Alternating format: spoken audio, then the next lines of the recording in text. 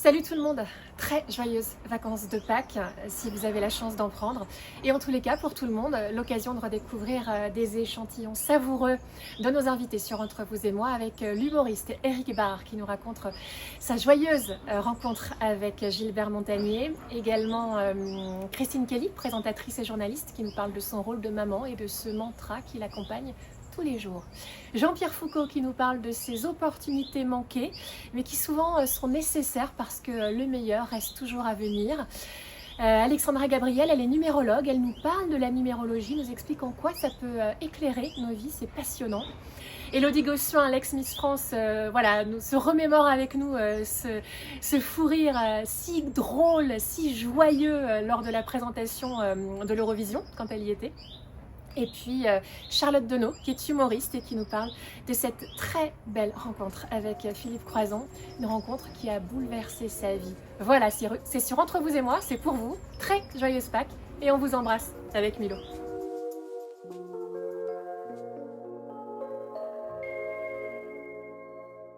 Et le confinement qui aurait pu davantage t'enterrer, puisque c'était difficile de trouver du boulot, etc. Toi, tu t'es mis en scène avec un de tes amis très proches, Philippe Croison, et vous avez commencé à déconner sur les tabous du handicap et à proposer comme ça des petits duos très rigolos. C'est quoi cette rencontre avec Philippe ? C'est improbable. Et, écoute, j'écrivais des chroniques pendant le confinement parce que j'ai découvert l'écriture vraiment à ce moment-là. Enfin, découvert, je la connaissais, mais c'est vraiment à ce moment-là que j'en ai beaucoup usé pour me faire du bien. Et puis j'écris une chronique qui s'appelle Valicapé. J'avais fait un tournage suite à la semaine du handicap et à la fin du tournage, il y avait Grégory Cuiron qui est cuisinier qui a un bras. Et il y avait Ada Abdelli qui était là, fin de tournage, et Ada fait fin de tournage, on applaudit tous, enfin non, sauf toi Greg du coup. Et vraiment, il envoie le scud et je vois Greg qui éclate de rire. Et si tu veux, je me dis, mais c'est génial, ah ouais, on a le droit, mais c'est trop marrant. On a le droit de rire. Et en fait, je me dis, c'est phénoménal si tu veux. Et j'écris cette chronique Valicapé, en gros pour dire qu'il y a non seulement une omerta, mais aussi beaucoup d'hypocrisie sur cette semaine du handicap, parce qu'on en parle pendant une semaine, mais en réalité, eux, ils sont en situation de handicap toute leur vie, donc c'est quand même sacrément dégueulasse. En plus, pour certaines boîtes, de faire pousser des budgets, des machins et je sais pas quoi, pour avoir une bonne image. Et puis quota. Ouais, le fameux quota. Et puis derrière, tu monteras les marches, Jean-Michel. Mais je suis en fauteuil. Tu vois, donc il y a un truc un peu, mais les gars, on peut pas faire ça. Et puis, j'écris cette chronique-là, et je m'étais inscrite à Twitter assez tardivement. Et je la mets sur le compte de Philippe Croison, sur son mur. Que tu ne connaissais pas. Que je connaissais pas du tout. Je voyais qui était cet homme, évidemment. Tu vois, qui avait traversé la Manche à la nage, etc. Je voyais qu'il était très drôle, qu'il avait beaucoup d'autodérision. Je poste ce truc-là en me disant, on verra. Et dans les 5 minutes, je reçois un message privé, il me dit, bravo pour cette prose sur le handicap, c'est hyper bien écrit. Je me dis, oh, attends, si lui me dit ça, c'est qu'a priori, j'ai pas trop écrit de conneries. Et puis on commence à tchatcher comme ça, par les réseaux interposés.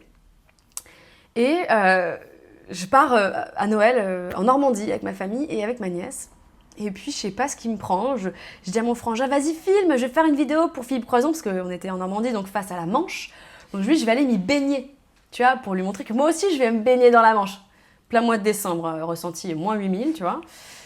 Je suis en bas de maillot de bain et tout machin, j'ai ma nièce qui a je sais pas quel âge elle a à ce moment-là, d'avoir 8-9 ans à peine. On va courir, tu vois, comme ça. Je dis, ah Philippe, c'est pas parce que je la traverse pas à la nage que je suis pas capable de me baigner dedans en plein mois de décembre avec ma nièce, et salut et tout. Tu nous vas courir, c'est interminable parce que les plages de Normandie sont longues. Puis on revient, ça dure 4 secondes, hein, c'est le bain le plus court de l'histoire. On revient, j'ai ma nièce dans les bras qui est là, j'ai froid, tata, tu vois. Et mon frère ne coupe pas la vidéo. Et par un élan de conneries, tu vois. J'ai avec ma nièce, hey, Philippe, t'as vu, je suis comme toi, je sens plus mes pieds. Et la vidéo se coupe. Et je sais pas, je me dis, bah, c'était une bonne vanne après tout. Puis je la poste pas, je lui envoie MP. Je me dis, tu sais quoi, vu l'humour qu'il a, bah la race. Tu le fais. Je le poste sur Twitter, je le tag. Le lendemain matin, je me réveille, je me dis, tiens, c'est vrai que j'ai posté ça, putain, je déverrouille le truc avion, tu sais, le mode avion, comme ça, et là, je vois que lui a repartagé la vidéo et qu'elle a fait des dizaines de milliers de vues, qui m'a envoyé des messages derrière en disant, avec plein de smileys qui sont morts de rire, gros bisous à ta nièce, machin. Et à ce moment-là, je me suis dit, ok, trop bien, génial, déjà, on est sur le même humour. Et janvier, il y avait des espèces de reconfinements, je sais plus trop, machin. Il me dit eh mais dis donc, tu voudrais pas écrire un épisode pour nous deux, genre un sketch pour nous deux? Je me dis mais carrément. Il dit bah vas-y, tu sais quoi, t'écris, tu m'envoies, je te dis oui, non, merde, et puis bah, après tu viens à la maison et puis on vient tourner quoi. Trop bien. Et ça a commencé comme ça. Comment tu appelles cette rencontre-là? C'est quoi dans la vie, ça? Alors nous, on a appelé cette série La rencontre du troisième type. C'est rigolo que tu poses cette question. C'est ça, ah ouais, je savais pas. Énorme. C'est des rencontres essentielles. C'est écrit, tu penses? Je pense qu'il y a des choses parfois qui devaient arriver un peu. Je crois que les rencontres, c'est un livre qui est fantastique de Charles Pépin d'ailleurs qui s'appelle La rencontre. Vraiment qui est phénoménal, qui te dit que chaque rencontre que tu fais avec une personne, c'est quelque part une rencontre avec une partie de toi que tu avais besoin d'explorer, soit que tu n'avais pas suffisamment écouté, soit que justement tu avais besoin de dorloter. Enfin, l'univers te pousse des trucs et recommence à te pousser la même merde tant que tu comprends pas. Et puis un jour, elle te pousse un truc sympa parce que tu dis non, ça va, c'est bon, j'ai compris, tu me fais chier. Et je pense que les rencontres comme celle qui m'a été donnée d'avoir avec Philippe Croison, c'est une vraie rencontre humaine, essentielle. Je sais qu'il est hyper émotif. Il t'a appris quoi? Que tout était possible. Il m'a appris la persévérance. Il m'a appris que se casser un ongle, c'était pas grave. Qu'à la fin, tout va bien. En fait, il a eu de la résonance par rapport à l'éducation que j'ai eue sur le fait que, allez, c'est ok. Quand on a des galères, allez. La vie, c'est fait de plein de petites joies, de plein de petits moments, de petits bonheurs qui sont très appréciables, comme les fameuses cerises, tu vois, dans le jardin de Pépé. C'est tout ça qui compte. Bien sûr que les grandes joies, elles sont phénoménales, mais il ne faut jamais négliger toutes les petites du quotidien qui sont riches. Et Philippe, il m'a transmis un élan vital, il m'a bouleversée dans son parcours, dans sa pugnacité, dans son envie de tout déboîter. C'est j'allais dire un chien dans un jeu de quilles, quoi. Si tu veux, il arrive, c'est une tornade et il a le cœur sur la main, tu vois. C'est un homme phénoménal. Est-ce que tu penses qu'il est arrivé au bon moment? C'est-à-dire que ton choix d'avoir tout fait valser, lui arrive et fait encore plus tout exploser, quoi. Certainement, si je l'avais rencontré avant, j'aurais pas été prête. Parce que j'écrivais pas autant, parce qu'il y a des choses que j'avais pas compris, parce que peut-être que j'étais pas suffisamment débrouillarde. Or, je crois que pour rencontrer Philippe Croison, faut avoir un minimum quand même d'envie et de voilà. Couillu. Ouais, c'est un peu ça. T'avais pas confiance en toi, peut-être, avant? Moins? Je sais pas si c'est réellement une notion de confiance. Je dirais que peut-être je me sentais pas tout à fait légitime dans le fait d'écrire des choses, qu'elles plaisent, qu'on les trouve drôles ou pas, ou qu'on les trouve touchantes ou pas, ou juste. Ce que je voulais, c'est me sentir à ma place dans ce que je faisais. Et je trouvais dans l'écriture pour les sketchs avec Philippe, un univers qui, je sentais, commençait à avoir ma couleur. Donc je me dis, c'est une place que j'aime bien et lui, il me la donne en plus. Elle est très chouette cette place, tiens, je vais la prendre un peu.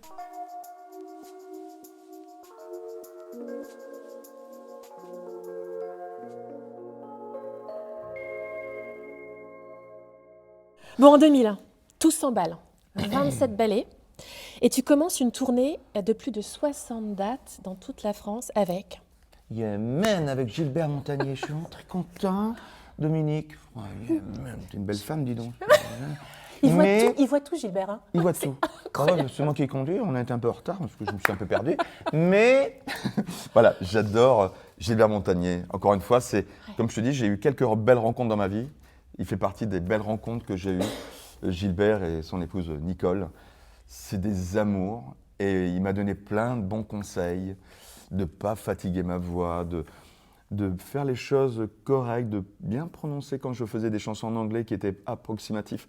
Il disait, tu sais, c'est dommage, tu devrais écouter plus et vraiment donner les bons textes, c'est important parce qu'il y a des gens qui sont fans et qui sont leur faire triste de dire que tu dis n'importe quoi. Donc c'est dur à dire, oui, il avait raison. Donc depuis, j'ai pris des cours d'anglais avec des profs. Bref, j'ai été au détail de tout. Bon, même si j'ai du mal à faire comme lui, de poser sa voix. Quand il parle, il ne faut jamais sa voix. Il me prenait à part. Il dit, tu sais, c'est important, comme ça. C'est important de ne pas t'abîmer la voix. Tu ne vas jamais tenir, dis donc. Yeah. Voilà, donc c'est une belle rencontre. 60. Alors maintenant que je connais tous ces petits détails, parce que voilà, on était constamment ensemble, avant le spectacle, pendant le spectacle et en dehors du spectacle. Je les adore. Gilbert, l'invitation est lancée parce que je pense aussi que... Mon Dieu, tout ce qu'il a à dire, mais c'est une encyclopédie, c'est un monstre vocal. Parce que franchement, il n'a pas fait qu'on va s'aimer, on va faire ça. C'est un monstre musical et vocal. Et humain. Et humain, et humain.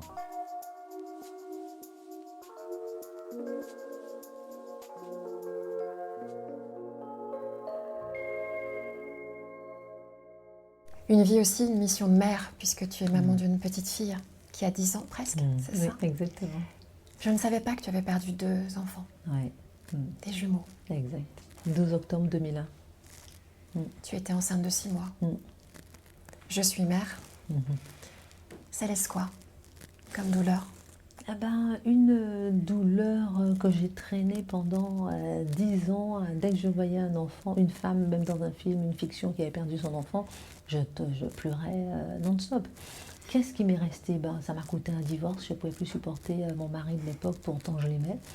Et ça m'a coûté le fait que je n'ai plus jamais voulu tomber enceinte, parce que ça me faisait peur à mettre un enfant au monde. Et ça m'a rendue humble face à la vie. Et d'accepter ta vie telle qu'elle est. Et j'aime bien, comme tu disais tout à l'heure, un sourire. Et derrière un sourire, qu'est-ce qu'il y a? Derrière un sourire, combien de marques de guerrière qu'il y a sur le corps et dans le cœur qu'on a dû penser pour garder son sourire. Et c'est la raison pour laquelle aussi je me suis livrée aussi, parce que au bout du bout, on voit tout le temps des sourires et on voit tout le temps, on a l'impression que Christine, tu fais ça, tu as tout ce que tu veux, et souvent on me l'a sorti, et en réalité non. Si vous saviez. Si vous saviez. Ce qu'il y a Et derrière. je vais tout chercher en l'arrachant avec mes dents. Rien ne m'est arrivé sur un plateau, mais rien, pas même un enfant. Et comment tu fais quand tu avais les jambes à terre parce que tu venais de perdre ces 2 enfants? Comment on trouve au fond de soi, au fond du bide, l'idée de se dire la vie, elle va continuer et la vie, elle vaut la peine d'être vécue? Ça prend du temps, ça prend du temps. Je pense que le meilleur allié dans des moments comme ça, c'est le temps. Mais il faut absolument regarder à quel point la vie se renouvelle et a besoin justement de positif. J'ai vécu en 1989 un cyclone très puissant en Guadeloupe, j'avais 20 ans. C'était le cyclone Nungu avec des vents à 300 km/h. Tout a été arraché, tout. En 15 jours, les plantes commençaient déjà à repousser. Je n'ai jamais oublié ça. Tout le monde pleurait, tout le monde avait tout perdu, ses animaux, sa voiture, etc. Et tout le monde disait, ah c'est fini, on ne pourra plus jamais recommencer. La vie recommençait. Donc la vie, elle est toujours là, à portée de main. Et la vie, elle est d'autant plus forte qu'on a eu des blessures. Je dis tout le temps que la vie du héros, l'histoire du héros commence lorsqu'il, justement, il se lève, il relève ses genoux. Il est tombé, il a mal. Mais lorsque un guerrier se relève après être tombé, rien ne peut l'arrêter. Ouais. Et on sait, on est des guerrières. Ça qui est chouette. Détermination, adaptation, maîtrise des émotions. Ah oui. Les 3 mots que tu inculques à ta Léa. petite fille. Ah oui. Maîtrise des émotions parce que tu es une hypersensible. Très, exactement. Je suis très, très, très perméable à tout. Je comprends ce que les gens disent avant même qu'ils aient parlé. Et malheureusement, donc je comprends le positif et le négatif. Et je souffre facilement. Ouais. Donc c'est une forme de mise à distance aussi. Ouais. Alors c'est intéressant pour la maîtrise des émotions, c'est lorsqu'il faut pleurer, il faut pleurer. Moi ça m'arrive de pleurer à l'antenne. Lorsque Marc Menant me raconte une histoire qui me fait mal, ou bien d'un enfant qui souffre, je pleure. Et j'accepte de pleurer. En revanche, la maîtrise des émotions, pour moi, c'est justement savoir que tu acceptes, être consciente que tu acceptes de pleurer. Et il y a un moment où tu te dis stop, là c'est bon, j'ai pleuré, je me suis accordé 3 jours de pleurs sur quelque chose et après je me relève, après j'arrête. Ou bien la maîtrise des émotions, c'est l'autre jour je disais à ma fille, on devait aller au Maroc en week-end, on arrive, c'était la période Covid, j'avais pas fait le test Covid, j'avais complètement oublié, du coup on n'a pas pu prendre l'avion et ma fille, maman on va pas prendre l'avion. J'ai dit écoute-moi bien, adaptation. On s'adapte, on va trouver une solution. Détermination, maman te promet d'aller au Maroc. Maîtrise des émotions, tu arrêtes tout de suite de pleurer et on ne se met pas en colère. Et c'est ça, la maîtrise des émotions, pour pouvoir rester déterminé. Et on a été chercher un autre billet d'avion, il y avait des gens en colère et je lui disais, tu vois Léa, ça, c'est la non-maîtrise des émotions, ça ne sert à rien. Par contre, on reste déterminé. On a pris 3 avions pour aller au Maroc et je lui ai dit, à la fin de la journée, tu vois, on y est arrivé, tu adores l'avion, on a pris 3 avions, génial, j'étais crevée. Ça, j'imagine. Et là, pour maîtriser les émotions, La maîtrise des émotions, c'était comme ça. Mais je lui ai dit, c'est ça, on est arrivé au Maroc en fin de journée. et ça peut être le chemin d'une vie, mais en tous les cas, Ah ouais. c'est le chemin. Ah oui, ça peut être le chemin d'une vie.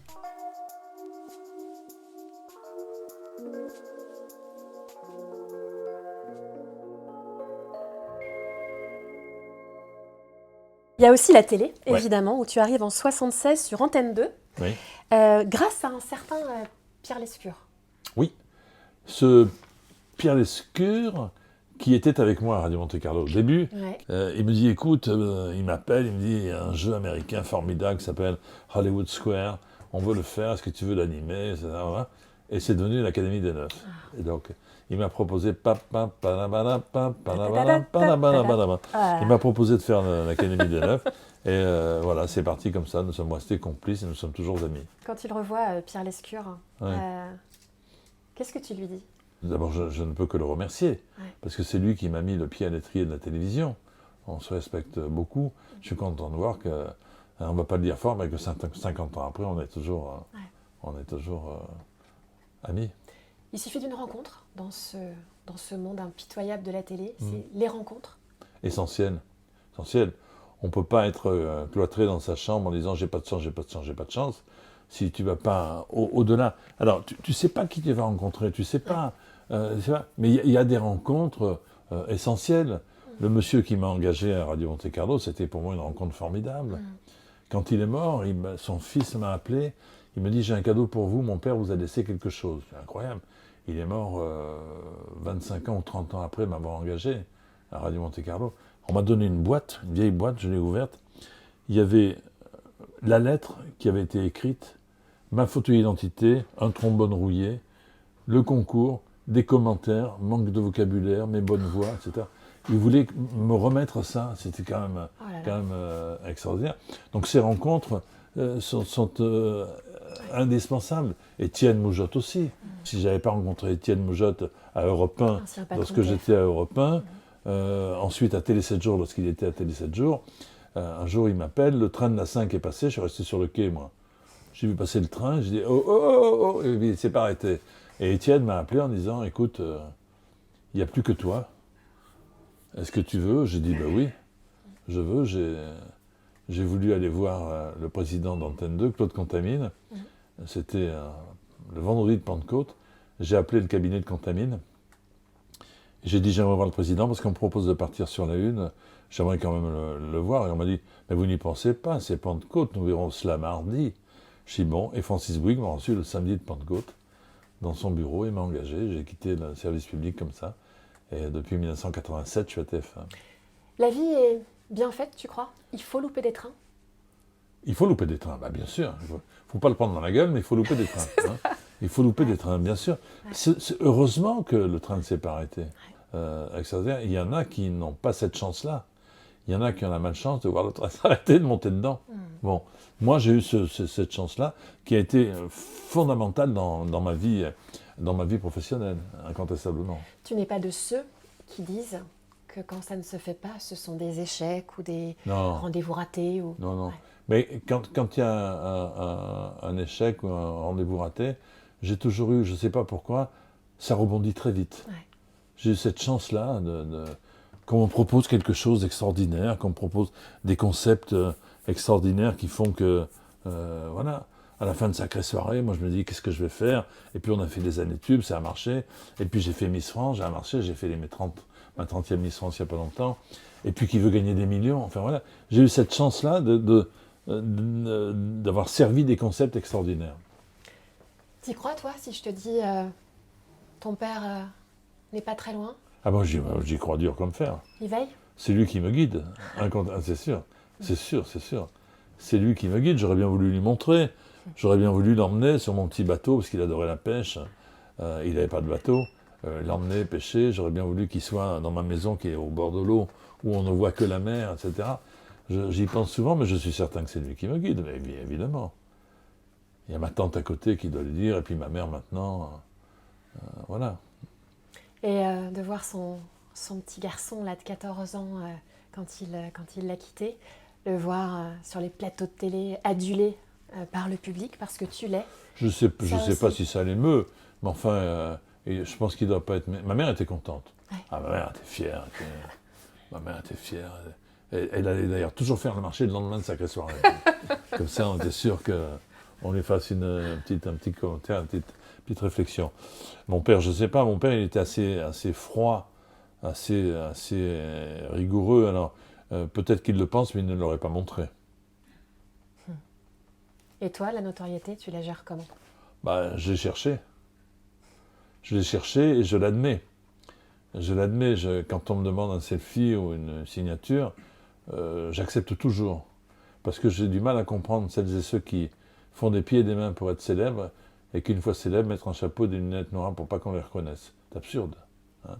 Moi, je remercie tous les jours que Dieu fait le fait d'avoir obtenu cette notoriété grâce à mon travail, c'est vrai, mon travail, ma chance, mes rencontres. Talent. Peut-être un peu de talent aussi, mais surtout grâce à celles et ceux qui te font roi, hein, qui décident comme un seul homme de te regarder, ou de ne pas te regarder. Ouais. Ou de ne pas te regarder.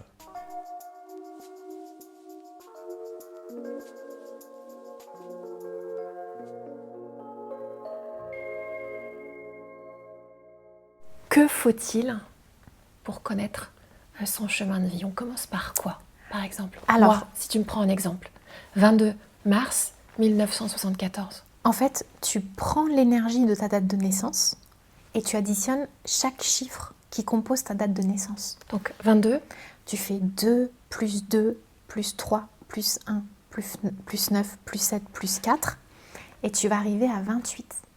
ouais. Tu réduis théosophiquement, c'est-à-dire à un nombre. 2 plus 8, 10. 10, c'est quand même 2 chiffres encore. Donc 1 plus 0 égale 1. Donc tes chemins de vie. Et le chemin de vie, c'est l'itinéraire et le but. C'est un peu comme quand tu bookes un voyage, quand tu veux aller, je sais pas, à Rio de Janeiro ou à Tokyo ou à Rome, c'est la destination finale. Ton billet, il est booké pour aller vers le 1.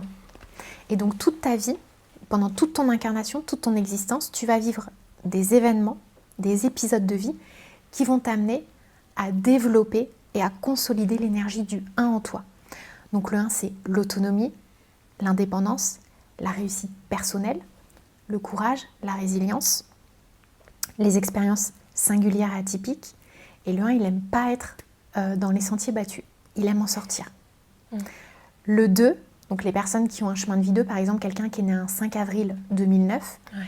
5 plus 4 plus 2 plus 0 plus 9 égale 20. Donc la personne, elle est chemin de vie 2. Eux, c'est le culte du couple, de l'harmonie, de l'union. Et ils viennent retravailler les relations interpersonnelles, les associations. Ils viennent travailler les choses beaucoup plus intimes. Le sens du service, de l'aide. Le 3, c'est le créatif, l'artistique, la communication. Et il revient travailler aussi tout ce qui est en lien avec l'expression, scénique, corporelle. Mais il revient travailler aussi les parts d'ombre que je pourrais lier justement au mensonge, au vice et à la trahison.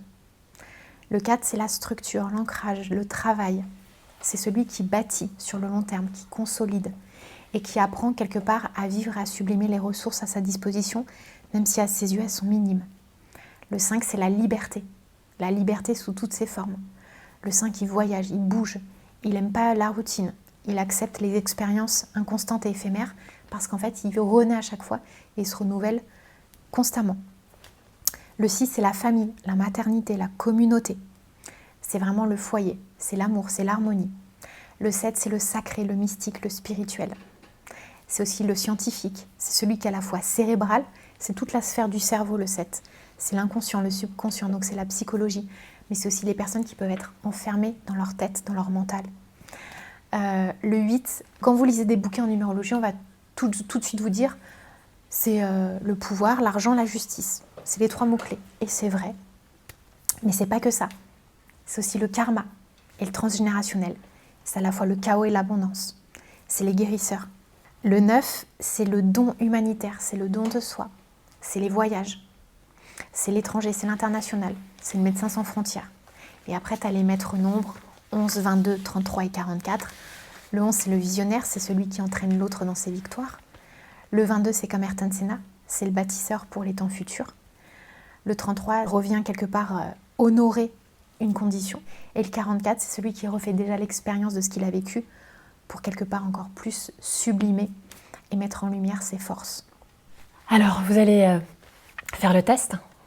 Vous additionnez tous les chiffres de votre date de naissance et puis vous allez voir si effectivement le nombre correspond à ce que vous êtes ou alors vous allez découvrir qui vous êtes.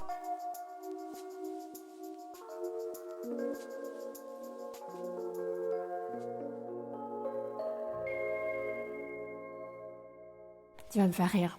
Ah. L'Eurovision. Ah. 2016. Oui, mais tu sais quoi? Attends, là, j'ai une petite bronchite, là, j'ai pas le... Youhou, c'est encore pire, là, avec la bronchite. Et tu sais pourquoi je voudrais en parler? Parce que je pense que j'aurais fait la même chose. C'est vrai? C'est tellement humain, c'est tellement beau. Raconte-nous ce qui se passe. Tu comptais les points pour la France. Ouais, c'est ça, j'étais porte-parole du jury français à l'Eurovision. C'est-à-dire que tu te retrouves, la vérité aussi, moi je suis très transparente, tu te retrouves pas genre à Stockholm ou peu importe où a lieu l'Eurovision en fonction des années, je ne sais même plus où a lieu ces années-là. Genre, tu ne te retrouves pas au cœur de la fête de l'Eurovision. Tu te retrouves dans le sous-sol de France Télévisions, seul dans un studio sur fond vert. C'est génial. C'est-à-dire que tu es là, tu attends. Alors, la veille, il y a quand même une filée générale. L'Eurovision, c'est un barnum incroyable. On a quand même eu l'opportunité pendant une semaine de tout voir. Tout est vraiment millimétré, répété. C'est une chance folle. C'est vraiment ultra cadré et professionnel. Mais porte-parole des points, je me retrouve donc dans le sous-sol de France Télé sur fond vert, où là, tu attends ton tour, tu ne sais même pas quelle est ta position pour passer. Alors qu'il y a je ne sais combien de pays, donc tu peux attendre très longtemps. Et d'une seconde à l'autre, tu te retrouves devant, je ne sais plus, je crois que c'est combien, 300 millions de téléspectateurs, l'Eurovision au total dans l'Europe. Donc tu es là, donc j'ai mon beau fond vert, mais je vois l'incruste de la Tour Eiffel qui scintille et tout. Je me dis, ah, c'est classe quand même, c'est moi, je représente la France. Je suis là, très apprêtée et tout.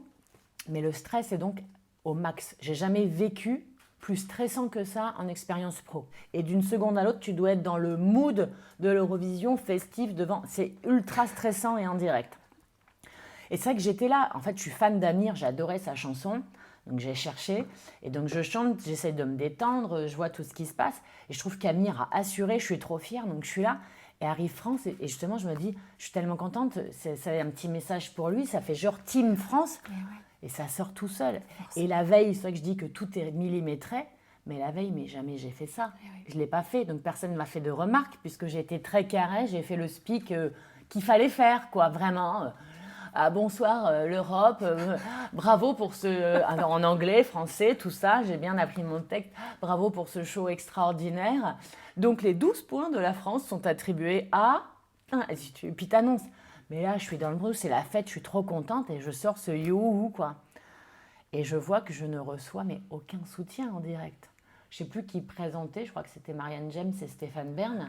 Je vois qu'ils sont dépités, genre ils ont honte de moi. Marianne, elle me met un taquet dans la tronche. Je comprends pas trop. Je sors du sous-sol, je repars chez moi avec ma petite voiture. Non, je n'ai pas de chauffeur et tout ça, ça aussi c'est une image. Donc je sors ma voiture, je repars chez moi, je me démaquille, j'ai mon jogging, je suis en voiture. Et là, j'ai des appels de mes potes, et notamment de mon pote patron de radio qui m'a donné donc, ma chance chez RFM, que j'embrasse, Thomas, qui est devenu pote après. Il ne m'a pas engagé parce que c'était mon pote avant, je précise. Et qui me dit, t'as vu l'article dans le Huffington Post? Non. Je dis non, mais je ne suis pas sûre de vouloir savoir parce que là, je suis en train de conduire. Je ne veux pas savoir. Il dit ok. Il m'envoie et donc je m'arrête. Et je regarde ce qui tombe. Et c'était genre Gossuin, la honte de la France. Wow. Je lui dis, parce que j'ai chanté en direct, ça va loin là, les gars. Je dis, c'est ça la société actuelle et le buzz actuel, c'est vraiment c'est tellement débile. Et là, en fait, je suis vraiment plus bactère parce que c'est genre la catastrophe pour tout le monde. C'est genre, je suis la honte. Ça Parce que t'atteint. j'ai fait you. Ah ouais. Mais ouais, parce que je me dis, ok, c'est rien. Au fond de moi, de façon pragmatique et objective, je me dis, c'est rien, c'est drôle. Mais ça prend des proportions folles. Mais au final, je me dis, il suffit de prendre le contre-pied. Et j'ai eu beaucoup de soutien aussi, notamment de Daphné Burki qui m'a accueillie. On en a fait tout un sketch. Amir qui vient au final à la radio, qui me donne des cours de chant. Et au final, tu vois, même à l'Eurovision, ça a marqué, parce que quand je l'ai faite quand j'ai présenté le junior, les seules questions tournaient autour de ça. Alors que tu présentes... Enfin, donc tu te dis, il suffit, tu vois, de pouvoir rire de tout.